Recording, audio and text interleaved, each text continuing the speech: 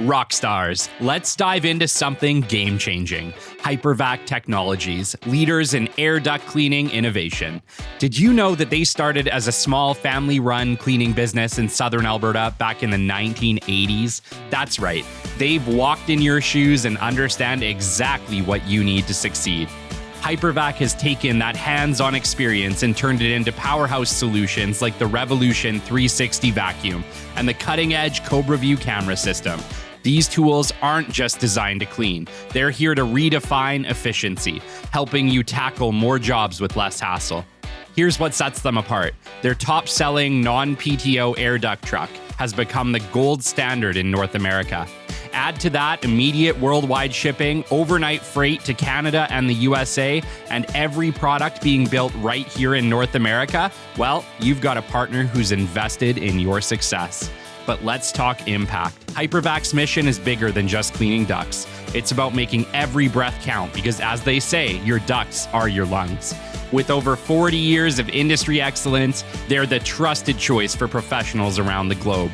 So whether you're looking to upgrade your equipment or start the next big chapter in your business, Hypervac has your back. Head over to www.hypervac.com to see how they're helping pros like you take the industry by storm. Hello, welcome to episode 208 of the Business Development Podcast. And today it is my absolute pleasure to bring you Marcela Mandeville, CEO of Alberta Women Entrepreneurs, a woman on a mission to build an organization aiming to be the best place for women to grow successful businesses in the world. Stick with us. This is a really eye-opening and incredible episode.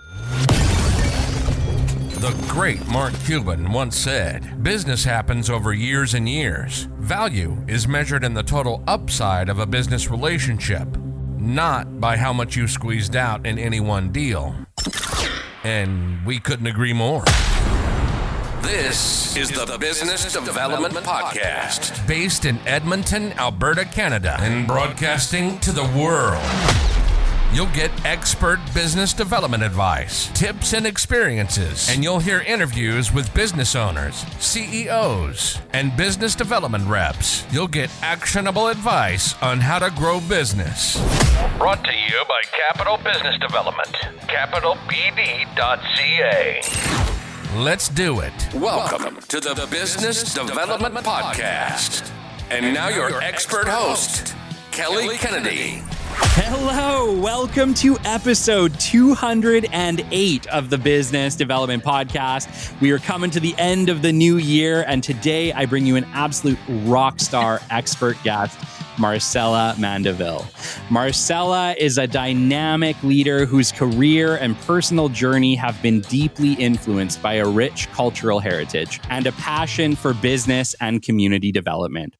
Growing up with a father from Salt River First Nation and a mother from Mexico City in a small Francophone community, Marcela learned to adapt quickly and navigate a mixture of cultures and ideas, fostering a belief that anything is possible. This belief propelled her to pursue an international business degree with a focus on marketing, earning her a designation as a certified international trade professional and an MBA. With over 15 years of global experience in business strategy, marketing, communications, and project management, Marcela has excelled as an entrepreneur, team member, and team leader. Her journey began with her first business venture in elementary school, an exclusive Snoopy snow cone experience, showcasing her early knack for innovative thinking and entrepreneurship. A career highlight for Marcela has been her leadership roles at Alberta Women Entrepreneurs, AWE, where she spearheaded initiatives that significantly advanced AWE's vision. Under her guidance, the organization saw a 50% increase in revenue and tripled its customer reach through new programs tailored for women entrepreneurs. Marcela's commitment to community extends beyond her professional endeavors as she actively shares her stories and insights through various speaking engagements and supports organizations that make a difference. Her ability to connect strategy to purpose, combined with her relentless drive to turn valuable ideas into reality, cements her reputation as a transformative leader dedicated to empowering others and fostering sustainable growth. Marcela, it's an honor to have you on the show today. Oh my gosh, thank you. Thank you. I've been wanting to have this conversation with you for so long. My gosh, like it's been months since we talked last, but I kind of started out this show in Edmonton, really, trying to kind of inspire Edmonton entrepreneurs, bring them on the show, highlight them. And then that turned into obviously a much wider reach across Canada and now completely around the world. But I still love to highlight Edmonton. It's my home city. I grew up here. And, you know, we have an entrepreneurship community like no other. And that doesn't change with Alberta Women Entrepreneurs. And we are going to get into that today. And obviously, we've kind of done some other highlights. We've had the Edmonton Chamber of Commerce. We've had the Business Development Bank of Canada. We've had Alberta Innovates, Edmonton Unlimited, Prairie's Economic Development. But I have not yet been able to have Alberta Women Entrepreneurs. And that has been a goal because you are doing incredibly meaningful work in the community. And so I just wanted to say before we get started, thank you for the work that you've done. And it's an honor to have you on today. Thank you. Well, it's my pleasure and an honor to be here as well. And an honor to do the work that we do at AWE every single day. Absolutely. Absolutely. So first off, who is Marcela Mandeville? How did you end up on this entrepreneurial journey? Yeah, well, I mean, it's, I've been told I can go very far back into my history. So, you know, a big part of it was the way I was brought up. So you mentioned it. My father was from Salt River First Nation, from the Northwest Territories, up in the Hay River, Yellowknife area was where he spent most of his life. And until he met my mom, and my mom is from Mexico City. And they fell in love and wanted to start a life in Canada. So my mom moved to Yellowknife when she was, as soon as she could after they got married. And even that, my mom doesn't consider herself an entrepreneur, but I think that idea of like taking risk, and anyone who has been through an immigrant journey has taken a risk. And so we were immediately brought up with that kind of experience of having a parent who took a very big risk to come to a brand new place and build a brand new life, with big aspirations. And that you can describe any entrepreneur with that same kind of definition. So that was the very beginning. And so we grew up and my parents decided to move us to Beaumont when my brother was about to be born, my younger brother. And Beaumont back then, so this would have been the late 70s, was, a very small farming, a Francophone community. It was always kind of considered a bedroom community because it's close to Edmonton, close to Nisku. But it had its own distinct culture. It was its own distinct place. And we were different than the city. We still call it the city. We'll still say, I'm going to come out. I'm driving in from the city. Or when I'm in Beaumont, I'll say I'm heading back into the city, because it's not, people view it as one and the same, but it's not. So it was a small town. And so that idea too, though, of there were so many businesses that were foundational to making our small town run. And even something like a farmer's market on a Tuesday night, when I would very excitedly get my puff wheat square, after helping my mom do all of like the vegetable shopping at the farmer's market. Those were business people too. But it wasn't until later in life that there was this definition of entrepreneurship. But I always liked to make a little bit of extra money. I always liked to save money. I didn't really want to spend my money. I wanted to save my money. And then we'd go to Mexico City to visit my grandparents. And I would give all my money away. So that was always how I wanted to be helpful in the world. But basically, I started doing side gigs, right? So, I'm in grade 5, I'm in grade 6, and I'm, I've got my or maybe younger, even the Snoopy snow cone. Everyone's doing lemonade stands. Well, that's boring. Yeah. So why not do something different? So I pulled out the Snoopy snow cone machine, and we had some food coloring, and it's just shaved ice. It's just ice. Yeah. But it was different. It was the experience of having the snow cone machine itself. So I'm pretty sure that machine paid for itself. And then for extra money, you could pet the neighbor's dog. And we had value added add-on. We were upselling before it was upselling. And so it was great fun. But, in cleaning people's lockers and organizing their binders, doing things like that, which I just naturally enjoyed doing. And people would pay me to do it. Finding lost items. I had my own little detective agency. Wow. I was a big Nancy Drew fan, and I just, I love the idea of sleuthing. So finding lost winter boots or finding a lost library book or something like that.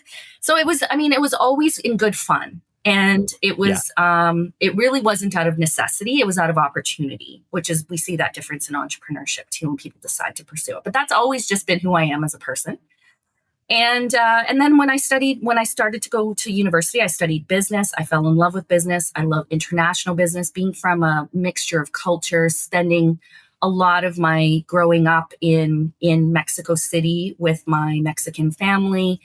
Also going to school in French, going to Quebec, really understanding the French part of Canadian culture. Like that variety of things, I think, gave my brother and I both just a fantastic perspective on the world. And so I wanted to be part of the world in business, but I also wanted that development piece. I wanted to be doing something that made a difference, that had purpose. It wasn't just about making money. It wasn't just about globalization. It had to be about something more. So then I ended up trying to go the corporate route. It was not for me. I worked a short stint in the energy sector. I love many people who work in the energy sector. I had wonderful coworkers. It just was not the experience that I was looking for. And then I got offered a job with a small startup company out of Edmonton. And I moved back from Calgary to Edmonton, and I fell in love with it. I fell in love with the excitement. And I wasn't taking the risk like the owner of the business was taking the risk. And I'm sure he cried himself to sleep a lot of days wondering about how he was going to pay me, and the other staff person. But I think learned a lot of valuable lessons because we all have to do this work to get things done in a small business. I was able to exponentially develop my skills. And my boss at the time, the owner of the company, was an exceptional he was exceptional at developing relationships and making everyone feel valued around him. And so I learned so much from him in that. And that was my job, was to expand us into other markets, which is exactly what I wanted to be doing, making connections. And then I went out on my own for a short amount of time. And because of personal circumstances, I was not able to grow my business the way I wanted to and put the effort in. And so I ended up back in Edmonton. I was in Calgary. I ended up back in Edmonton after separating from my husband, my now ex-husband.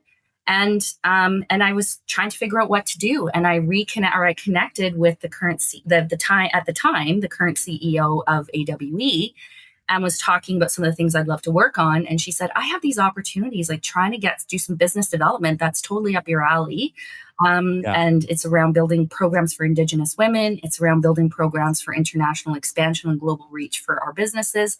Would you like to come in and maybe help do some development of financial opportunities for the organization? And that was 100% a beautiful fit for me. And then as soon as I was able to bring the money in, there was an opportunity to actually build the programs and manage the projects and do that work. And so that's how I started. And, I technically left for a couple of years, but I was still doing contract work. And as soon as I was interested in moving, I was in California for a while. As soon as I was interested in moving back to Edmonton for family reasons, right there was an opportunity to come back to AWE and help grow the organization and jump into a really exciting phase of new opportunity for AWE at the time. This would have been 2015. And then in 2016, the CEO left the organization, had another opportunity, and I took over as CEO in August of 2016. And it has been a wild ride ever since. But I would say it's been in my blood forever. Having also, the Indigenous part of who I am and who my family is, there is always a spirit of entrepreneurship, whether you're self-employed, employed by someone else. There's always this piece of, I think, this interest in doing something more, finding a different solution, being creative with ideas in a different way than what you would see in mainstream business and mainstream culture, which I think is amazing. And so it's been a wild ride. I have my dad was a civil engineer. He had his own business for a while. My mom is an accountant. She's had her own bookkeeping business now since she retired many years ago. And she she will not stop. And I hope she doesn't, because she's who I go Yeah. to talk about tax things, and tax questions. And she is Yeah. sharp as a tack. And I really appreciate even that. And I don't think she'd call herself an entrepreneur, but I think she absolutely has that spirit in her. I love that. My sister helps me with my accounting. So I mean, I can do a lot same of thing. things, but there are some people, like, I need a second set of eyes, like, my personal Yeah. taxes, or I'm making some financial decisions, my investments, Yeah. and my mom is absolutely a go-to for that, because I cannot believe how she managed to build such a, like, really, she managed the money in our family. Yeah. She's the money brain, and what kind of life they were able to provide for us, with what they were working with at the time. They had good jobs, but salaries weren't high, and inflation was Sure. crazy, and interest rates were like 18%. But they managed to build a really great life for us. So I have big respect for my mom in that particular, and she's just an incredibly graceful, beautiful human who people love to connect with. So she's. I believe that if she has select clients for bookkeeping now, but I believe if she put it out there, she'd have a roster full of clients. Yes, yes. Yeah, it's I mean, it was a different time, a different world. I've talked to so many amazing people. And one of the people that I've talked to kind of regarding the old career things was Liz Ryan, who is, a world renowned HR coach. And the big thing that she was saying was that world is dead. Mhm. The 30-year Mhm. career and the gold watch and the parachute retirement, whatever, that is long, long gone. And the whole world is still playing catch up to what that really means for individuals. But I think what it really means for individuals is the power's back in your hands, people. Like, it is your world. Be the entrepreneur that you were born to be. What is your take on that? I mean, I agree. I honestly, like, I guess technically I've been around AWE for 15 years, which is a long time. And I never would have foresaw that. I didn't see nonprofit was not something we talked about in business school when I was doing my undergraduate. It was talked about more when I did my MBA, which was later. I graduated in 2014. But it really was, not a thing. But what an incredible opportunity Yeah. to flex skills and build connections with purpose. And so I think part of it is, you may not have 30-year career, and you may see different, like, things ebb and flow, but I also find this type of environment, it's always changing. There's never a Yeah. dull moment. And so that makes it a little easier. But I think this reliance on staying in one place, like, for sure, Yeah. it's a choice. I choose to stay in this place and continue to do this work because it's meaningful, because I am making a difference. And the moment that that's not happening anymore, then it would be time to exit. I think sometimes in other careers, people do a job to do a job. That idea of the Yeah. 30 years of just doing a job to do a job, getting along, is different now. And people Yeah. are seeking different kinds of fulfillment. Entrepreneurship is a tough journey too, right? It is It is. not, it got quite sexy for a while. And, there was a lot of interesting stories about unicorns and all these things, which is great.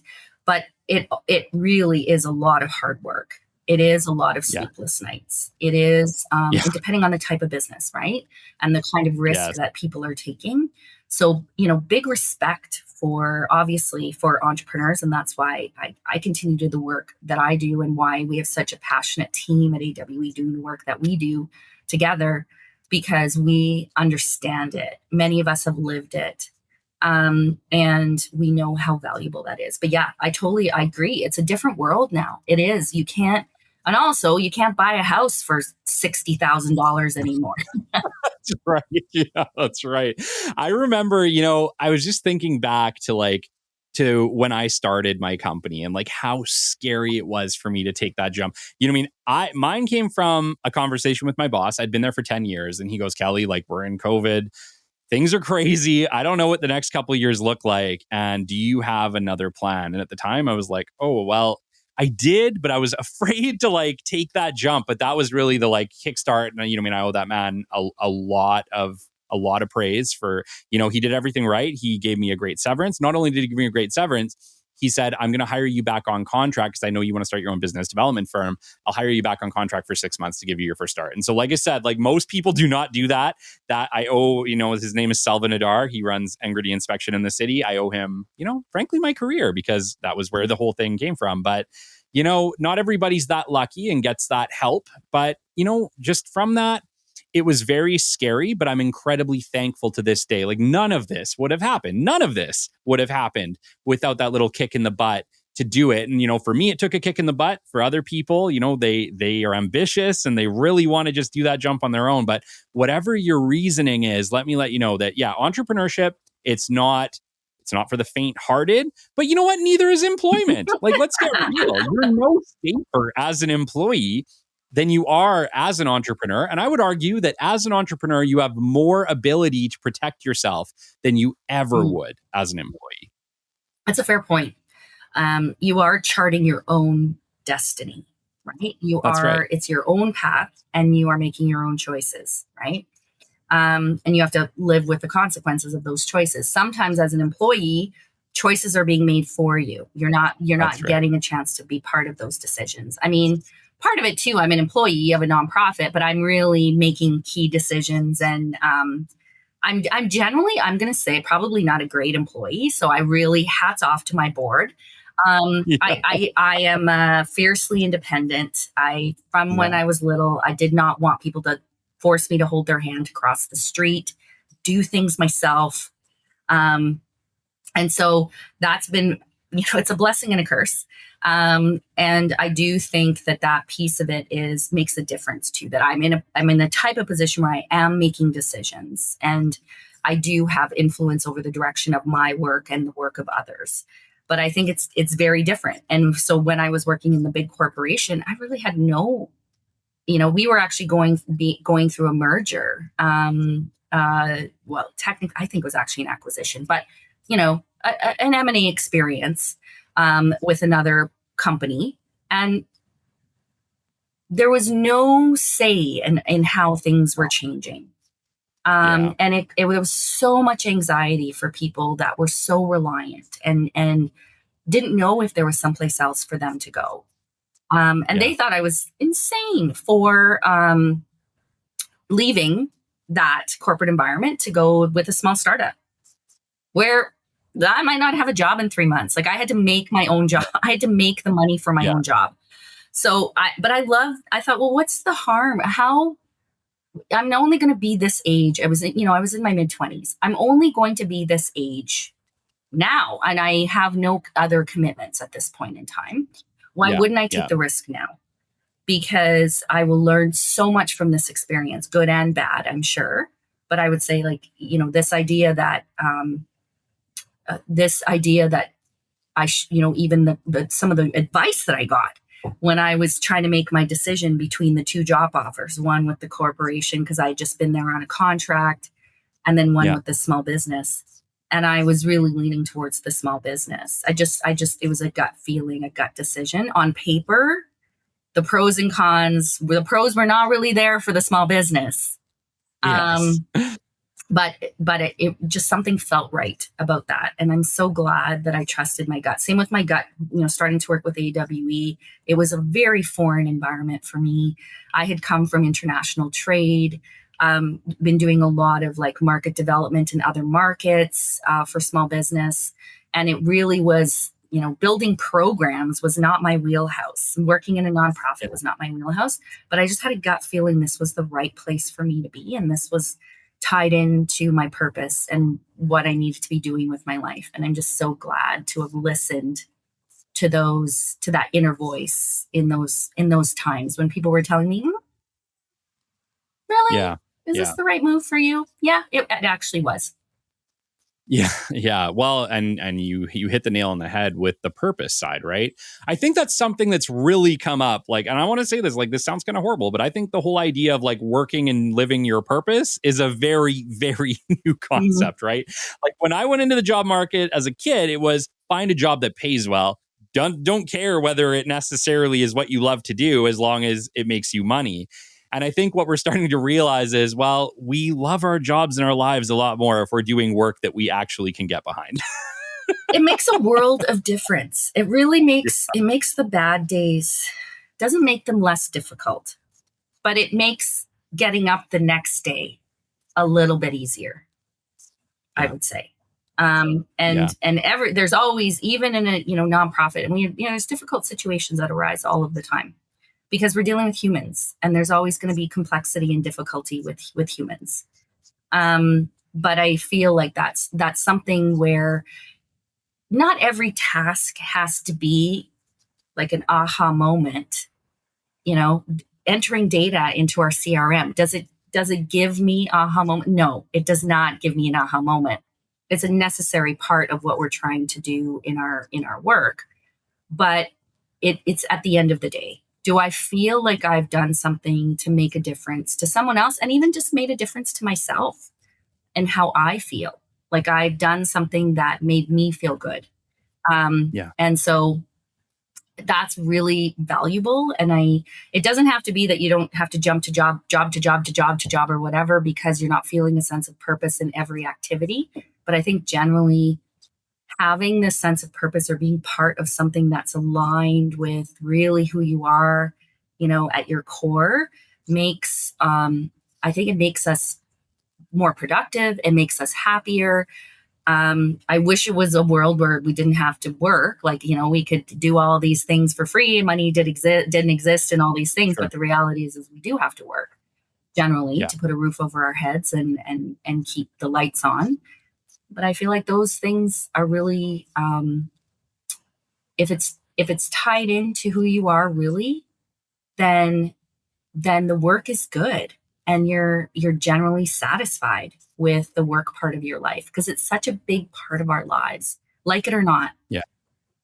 Right? I work long days. I work a lot of hours. But you're passionate about your very work. Much so. Yeah. Yeah. That's the difference, right? It's like, if you are passionate about what you do, the time doesn't matter. The effort doesn't matter, because you care about the outcome. You care about the success. But if you are not passionate, if you are not working in doing something that you feel valuable to the world or that you can get behind, you are unwilling to put in the effort it takes to get true success. And I think all organizations have to think about this, and think about this in the way that they put employees in different positions. Don't just put an employee in a position because you think they might be good at it. Make sure that they are actually passionate about doing that, and you will get 10 times the output than you even planned, right? But I think the future of management is really going to be making sure that we are selecting people who are passionate about a certain thing and putting them on that thing. And it's going to be up to employers to identify what their passions really are.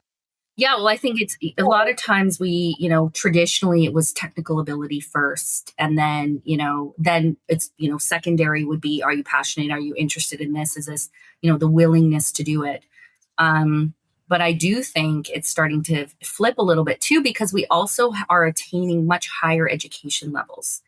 Generally in the population, especially in a place like Alberta, we're extremely well educated as a population. And so that technical ability it's not as much of a differentiator either. But I think this ability, like if you are genuinely interested, if you are a learner, if you're a person who is seeking continuous improvement, even if you don't have all the technical abilities, you can learn those with the right guidance and be open to the guidance and the feedback and the coaching as well. Super important. But passion and purpose, number one. If you are not, especially in an organization like ours, for example, that is fundamental to I think, to being a part of our team. And so you find that in anybody in our organization, whether they're client facing or not, any level of the organization, you would see that they're very passionate about the work that we do. Yes. And let's just lead into that. What is the work that you do? What is Alberta Women Entrepreneurs? Right. So Alberta Women Entrepreneurs, AWE, is a not-for-profit association. We have been around Alberta. We've been around since 1995. So we'll be celebrating our 25th anniversary in 2025. we focus in on three main things. We are focused on access to capital, connections, and capacity. And how we do that shifts over time, depending on the needs of the entrepreneurs we serve. So we work with women at all stages of business, all industries and sectors, all demographics. And we are mainly focused on getting the money into the hands of women, providing wraparound services and programs that support not only our clients that are getting AWE loans, but also other ways of getting capital that we're supporting them in, but also anyone else out there. So we are really looking at providing programs and services that meet the needs of women, specifically in the province of Alberta, to help them grow their entrepreneurial ventures and reach their aspirations, whatever those aspirations are, because those are individual. We can't paint every entrepreneur with the same brush, and we realize that. So we've been doing this now for almost 30 years. And we have seen a lot of the economic shifts, the ebbs and flows of the popularity of entrepreneurship. We definitely see peaks and valleys depending on our economic circumstances. But we've also seen this evolution in the view of entrepreneurship.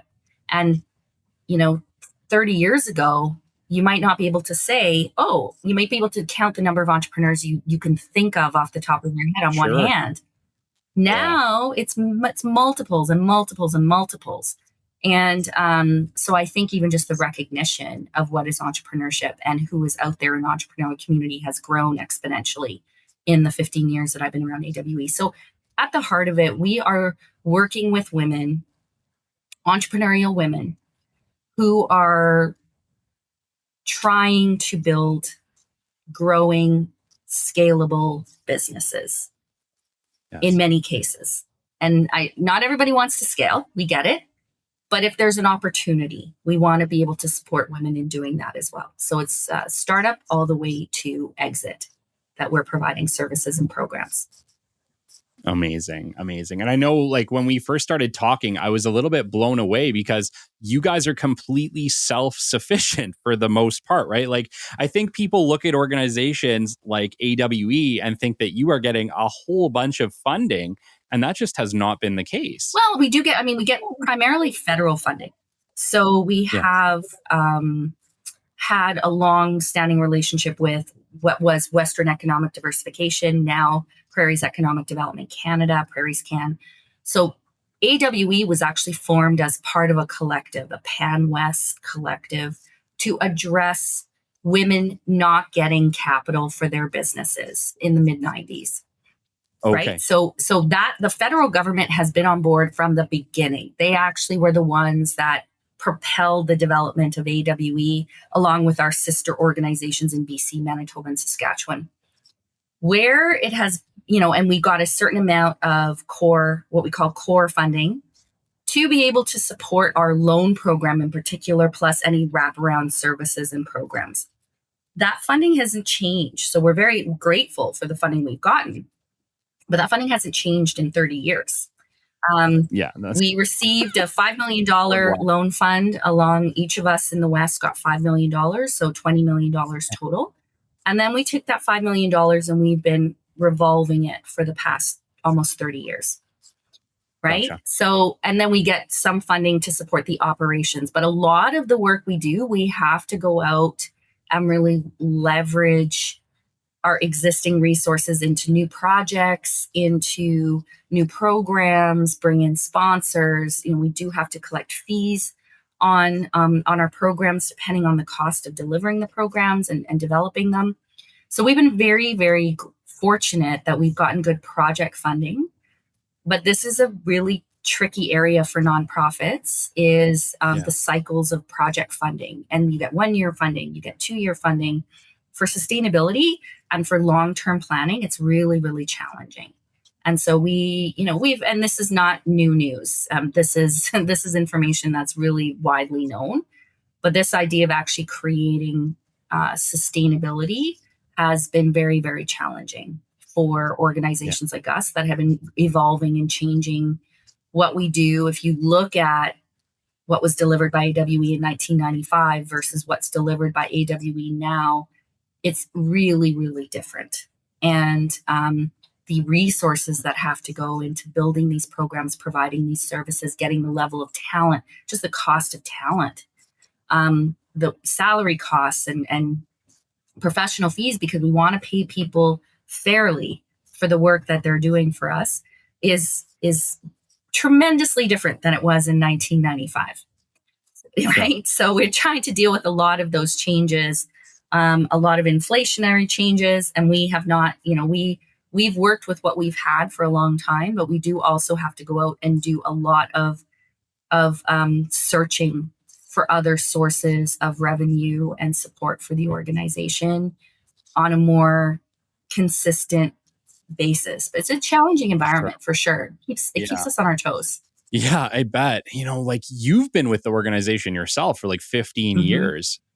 What have you seen change in that time, right? Like you mentioned just a minute ago that the organization was formed to help women entrepreneurs who simply weren't getting funding. Can we talk about that? Yeah, I mean, it's hard to believe that in the 1990s, right? And if we were around in the 1990s, obviously I was. I graduated university in 1996, and it didn't feel like we were progressive as a place. But we, the fact that a woman still couldn't go in and get a loan, a business loan, without having a husband or someone who was a man to co-sign on that loan was a significant issue. And it was holding back businesses from starting and growing.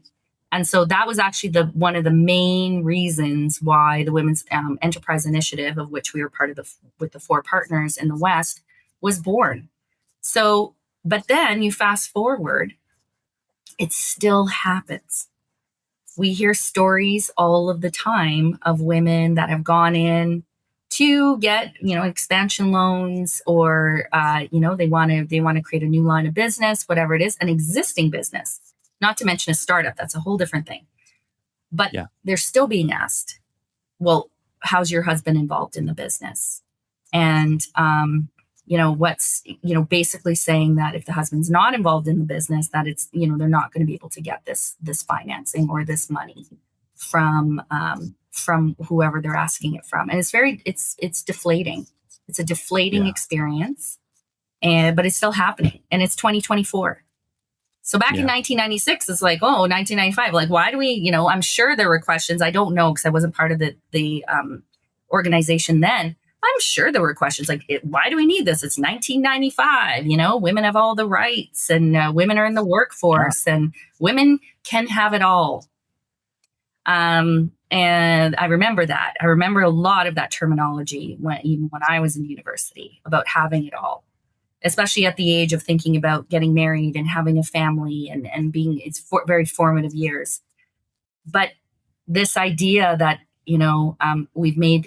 we had made all this progress. Well, we hadn't. Obviously, an organization like AWE was built because there was a missing piece, and really meeting the needs of women where they are.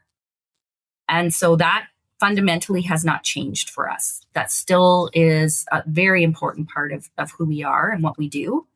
But what we're offering, the types of learning, the types of wraparound services, the types of advice that we have to provide to support women is very different. It's a different world. The technology shifts, the economic shifts, cultural shifts, even just a lot of the changes in social norms that we've even experienced during and since COVID was at its peak. Big changes and shifts that women entrepreneurs have to adapt to, like everyone else. But there might be some additional challenges for those women, depending on what they need and what they're doing and what markets they're in, what industries they're in, because there are still industries and sectors where it's not traditional for women to have businesses, and they are excluded. They are excluded from the networking. They are excluded from the decisions, and they want to be able to be a significant part of that that industry or sector. So how do they get there? And it's a lot of times there's a discussion, it's the women's fault. It's not the women's fault. It's a systemic issue that needs to be resolved. Honestly, I'm still stuck on the fact that you couldn't get a loan without a man co-signing in 1996. Like, I can't even believe that. That blows. I had no idea. To me, that's just like, how is that even possible? Yeah, I know. I mean, I think technically, legally, it wasn't a requirement, but they weren't. This is what was happening, and so women were being turned down to being deemed too high risk for being in business on their own. And very challenging, right? Like to be able to say, and it still happens. It's happened through the years. And when I was in business and getting separated from my husband, same thing. Like I was looking for a loan. First of all, I need to get a mortgage. And then I was looking for a loan for my business to say, and it's make or break it. If I can get a loan, I can actually maybe make this thing work and be able to get, these bid on these bigger contracts that I need to cash flow in advance until I get paid by the client. But my soon-to-be ex-husband was not going to be co-signing a business loan for me.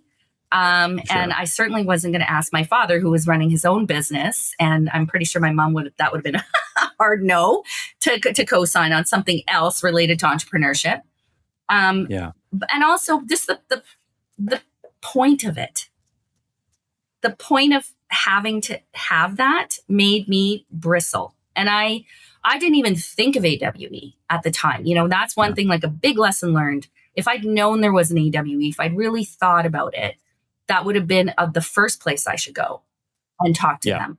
But I didn't know about it. There wasn't that awareness. My head down, my head was in my business. I was also dealing with a lot of emotional, personal things. My head was not in the game, properly.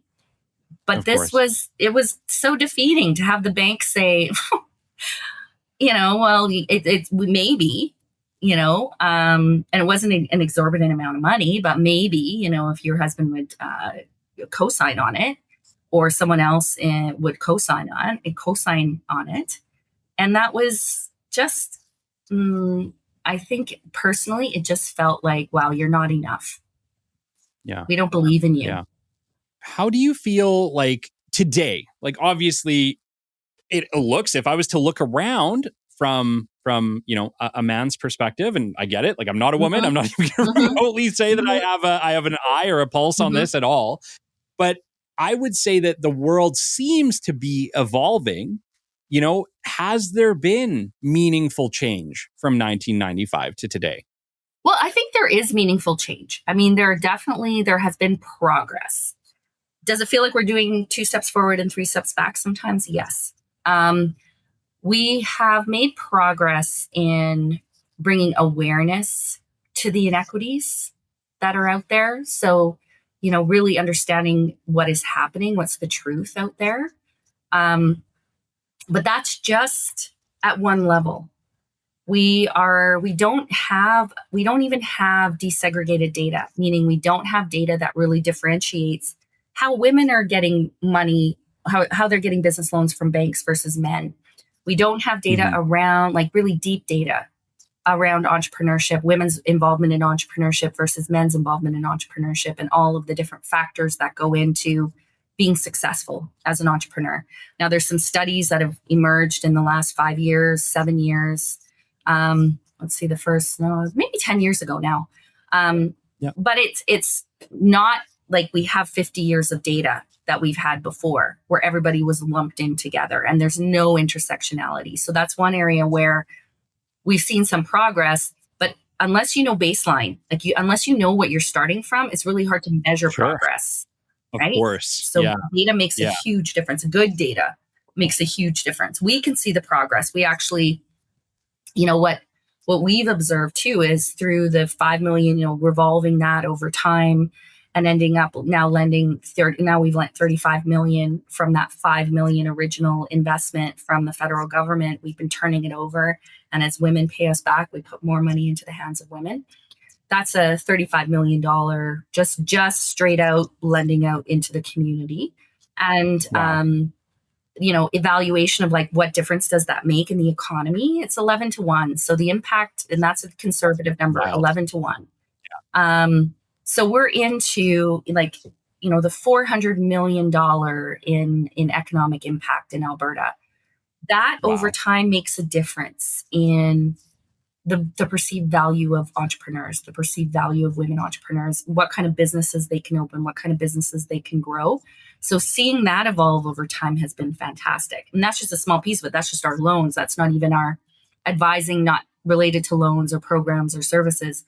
But we've seen this evolution of, being more open to inclusion, having more conversations about having women at the table, so to speak, or having women in decisions, where we are still struggling. And we have a great startup. The barriers to entry for entrepreneurship, for small business in Alberta are very low. And there's many supports to start a business here, which is fantastic. On the other side of it, to grow and scale and expand a business is extremely difficult still. Yes. And women are facing some unique challenges in that, in particular around the capital to do that, and the networks and the connections into decision making and procurement, for example, that is needed to actually grow and scale. You have an insight that I would say nobody else has. Like, nobody else has the insight into women entrepreneurship the way that Alberta Women Entrepreneurs does, and you specifically. Today, what are the challenges you are seeing coming through your office on a daily, weekly, yearly basis? What are the biggest challenges that women entrepreneurs are facing in Alberta today? Biggest challenges is still money. The money that they need when they need it. And this is something we've been talking about too, is how do we provide like fast, responsible capital? Can we streamline, speed up some of these processes? And when we talk about access to capital, it's not just about other people's money being invested or borrowing other people's money. It's also about revenue generation. That's a key component of any plan around your money in your business. And so how are we helping them build revenue too? That's a big piece. That's a big question mark right now. And we are seeing like really rapid technology shifts that are changing our access to global markets. And that's also changing their global markets access to us here as well. And so we can't rely on sort of traditionally, like, I've only done business in Alberta, I only have locations in Alberta. That becomes more difficult to sustain over time. So businesses that are growing and scaling, it's looking at like, where else can I go? What else can I do? What can I use technology for? AI has come up a lot. What can I do to build more value in my company so that we can, whatever their goals are, whether we want to sell more products or sell more services, or, we want to have more partnerships. We want to build strategic alliances in particular in other markets. How do we do that? How do we do that safely? And with taking the right amount of risk. There's always this thing about women being risk averse. Completely disagree. I think it's a personality thing. I've met many, many men who are risk averse. Yes, it is not a gender thing. I think women entrepreneurs that we work with in particular take strategic risk. And that's a whole different way of looking at risk. And it's for long-term benefit, not only to themselves, but to the employees, to the communities they serve, to their clients, to their customers. So all of those pieces come in together. And a lot of women-owned businesses are very involved in community and charity and giving back in so many ways. So I think all those things, those have certainly been challenges. There's always opportunity on the other side of challenge, but that's the big thing, right? Is like revenue generation, finding the markets, accessing markets that they want to reach. And then the other side of it is, there's always the HR side of it. It's the talent piece of it. It's navigating technology and talent. And then it's money. How to do, where am I going to get the money to do the things that I need to do to get my business where I want it to be? Yeah. Yeah. Like 35 million, I'm sure to a lot of people seems like a lot, but in the grand scheme, my gosh, like you are limited to how many people you can help. Yeah, we have much bigger aspirations than that. This is great. I mean, we actually, in 2020, we were given what's called the Regional Relief and Recovery Fund. So we put out 5.2 million, similar to SEBA loans that the banks were doing. We had our own type of fund through the federal government, which as that gets repaid, we can determine how we want to lend that out back into the community. And then we also received some funds from the provincial government, which was the first time ever we had received loan funds from the provincial government. We've received many grants and project related supports through the years, but this was an actual loan fund. So we now have grown our loan assets to be around $14 million, just shy of $15 million. And that's a huge jump from an original 5 million to now, tripled that pretty much. But we want to do more. We know, and it doesn't have to just be debt. We want to figure out the right way to convene capital for women. That's a big focus for us as AWE going into the future. How do we work with others to be able to help women not have to navigate so many difficult places to get the money that they need? Yes. And like that should just be a no-brainer. Like to me, that just seems like everyone should be doing this. Like you said, it's 50% of the population. It is 50% of the population. When you think about the number of businesses that are owned or co-owned by women, and you're right. I mean, like even 35 million over this many years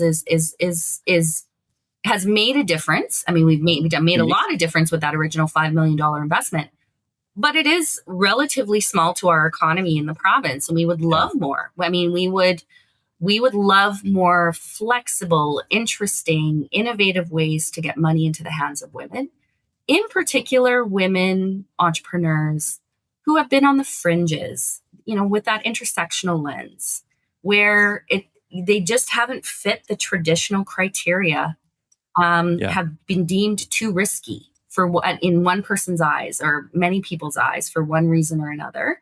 How do we get money into their hands? Because that is actually what will create exponential growth and productivity for the province. You had mentioned, like, obviously creative partnerships. What type of partners are you looking for? Let's talk about that. Well, we're looking for obviously responsible and, vetted partners out there, but we're looking for partners who are like-minded in our 3 C's, capacity, capital, connections. On the capital side of things, we are looking, it doesn't just have to be debt financing, right? We have specialized in debt financing by the nature of the funds that we have received, and we do it well. And we do debt financing like our partner organizations. And I'm on the board of an organization called the Women's Enterprise Organizations of Canada that has a national loan fund, of which AWE is a loan partner. Those kinds of initiatives that are women-focused, doing lending without bias for women is extremely unique. And it is something I know a lot of other organizations that have not traditionally served only women are still trying to understand how to take the bias out of their systems. They need systemic change. It's already built into our systems. It's baked into who we are as an organization. So it would be easy for us to exponentially grow with more funds. So we're looking for partners of that like-mindedness. We are okay with partners who are understanding the system that they're within and trying to make change. But we really are looking for people that are going to approach it without bias, that are going to partner with us wholeheartedly in our purpose as an organization, and hopefully their purpose is aligned with ours.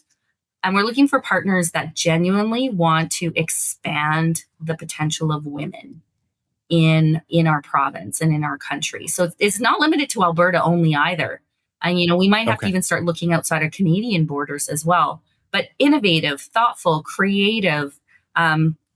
We don't need more of the same of what we're doing necessarily, but we welcome, it's easy, right, to bring in partners that do things exactly like you do it or very similarly. Sure. But that forward thinking, like fit, people in, like exploring more fintech opportunities, really getting into where are the entrepreneurs at and how can we best serve them? So partners that can help us more deeply understand that, to better meet those needs, and to really want to collaborate with us and build something better and bigger for the future. Amazing. Amazing. And you know what? You are talking to a worldwide audience. So who knows? Maybe someone is listening that believes in your mission and is willing to help. And if you are, we'll give you all the contact details at the end of this. But Marcela, I know we have lots of people listening right now, lots of women listening right now who maybe are looking for support and they're thinking, would I even qualify for something like this? Our doors are open to anyone. Everyone is welcome. Our lending is one piece of it, and we have criteria around that. But we have programs. We have our digital transformation programs that have gone national now. So we actually have national cohorts happening in both in English, and we just launched our asynchronous learning in English. I'll be launching in the fall in French for our Strategic Edge and Bold Leadership program. So just even to get involved in those, it's a great peer community, lots of experts, good advice around strategic growth of your business. Our Bold Leadership is more focused on the digital optimization of business. The Strategic Edge is more focused on the bigger growth plan and how data and technology can fit into that. They go hand in hand as programs. But those kinds of things, there's great ways to get involved with us. It's not just about the lending, but we also, and which is, way more flexible. And we also have advising, we have different kinds of programs. We have our AWE network, which right now, you can get a year-long subscription.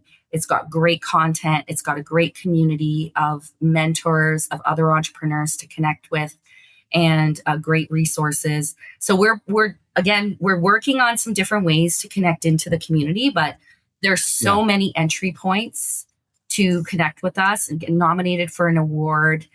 Join us at our summit event in Calgary in September to just join in, talk. The focus is about money. So come in and talk about money and find our community. So there's so many points that people can get involved, and we'd love more people to take advantage of our access to capital as an organization if this is something they're interested in and it's the right fit. But we're way more than that as an organization. Amazing. Marcela, you're talking to a lot of people on the fence, probably a lot of women on the fence. Maybe they're working a job and they want to do something different, but they've been afraid. They've been afraid to take that jump. Do you have a bit of motivation as a 25-year, frankly, I think the longest running Alberta entrepreneur that I've had on this show yet?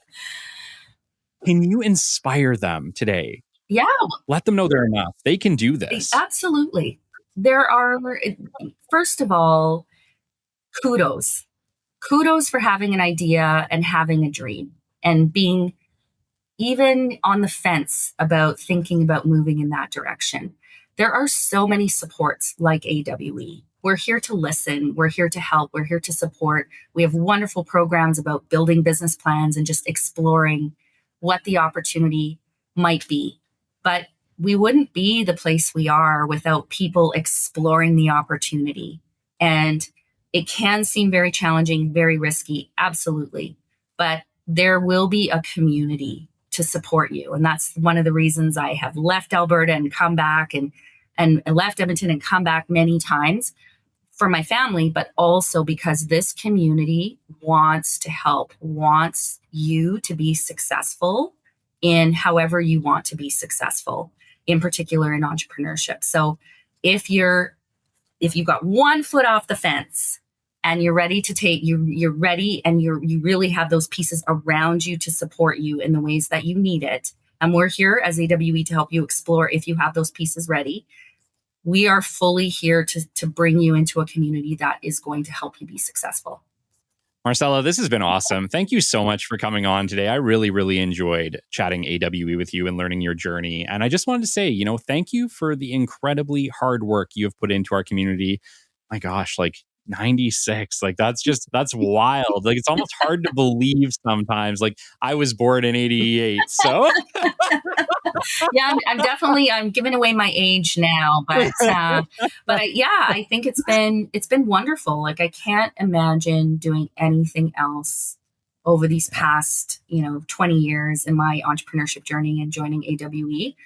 It is the most fantastic place to build a business. And one of, my dreams and our vision, in AWE is really to be a leader in promoting and supporting women's entrepreneurship. And personally, I would like us to be the best place for women to grow successful businesses in the world. And we have the ability to do that. Yeah. I think you'll accomplish it. I think you will. I'll try in my lifetime. You got this. Until next time, this has been episode 208 of the Business Development Podcast. We will catch you on the flip side. This has been the Business Development Podcast with Kelly Kennedy. Kelly has 15 years in sales and business development experience within the Alberta oil and gas industry and founded his own business development firm in 2020. His passion and his specialization is in customer relationship generation and business development. The show is brought to you by Capital Business Development, your business development specialists. For more, we invite you to the website at www.capitalbd.ca. See you next time on the Business Development Podcast.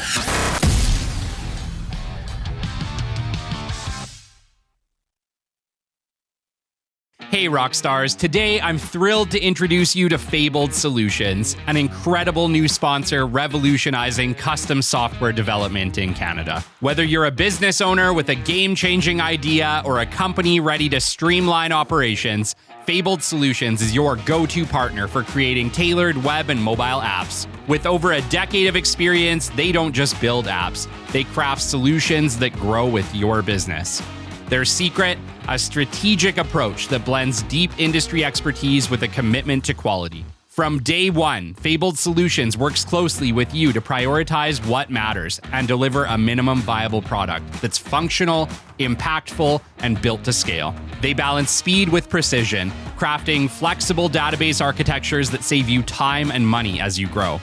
Whether you're automating internal processes or launching a groundbreaking product, Fabled Solutions has helped businesses of all sizes bring hundreds of ideas to life. Proudly Canadian, their commitment to excellence rivals anything you'd find in Silicon Valley. Ready to turn your vision into reality? Visit fabledsolutions.com to learn more about how Fabled Solutions can elevate your business. Fabled Solutions, because great ideas deserve extraordinary execution.